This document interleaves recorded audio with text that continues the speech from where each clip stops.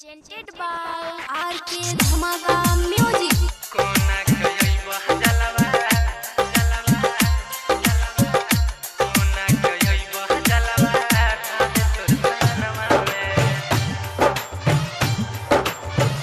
छोड़ के गेलै बाबा पगली सावनमा में, छोड़ के गेलै बाबा पगली सावनमा में, कोना कई बह जलवा ढाडे तोर शरणवा में।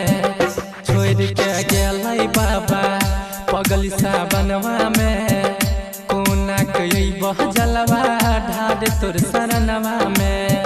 जनवो से ज्यादा कलिए प्यार इंतजार, छोड़ के गेलै बाबा पगली सावनमा में, छोड़ के गेलै बाबा पगली सावनमा में, कोना कई बह जलवा ढाडे तोर शरणवा में। DJ विकास कृष्णा।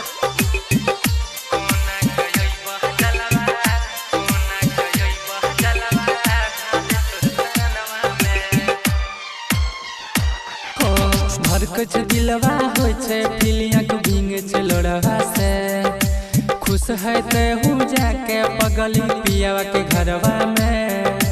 दिनवा रतिया कुछ छतिया दिया बचमनवा में, नीक न लागे ओकरा बिना घरवा अंगनवा में।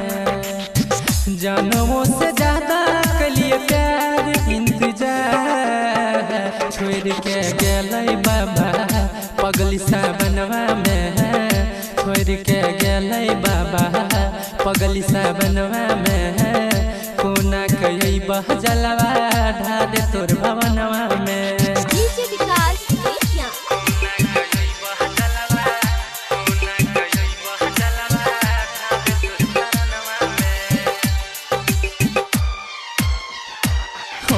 एक बेर कृपा करी हो भोला फेरी हो नजरिया हो, हमारा लोगवा ताना मारे गौवा जबरिया हो।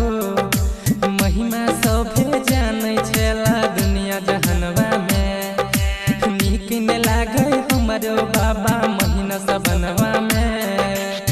माही मन टूके छुटले प्यार छुटले प्यार, छोड़ के गेलै बाबा पगली सावनमा में, छोड़ के गेलै बाबा पगली सावनमा में, कोना कई बह जलवा ढाडे तोर शरणवा में।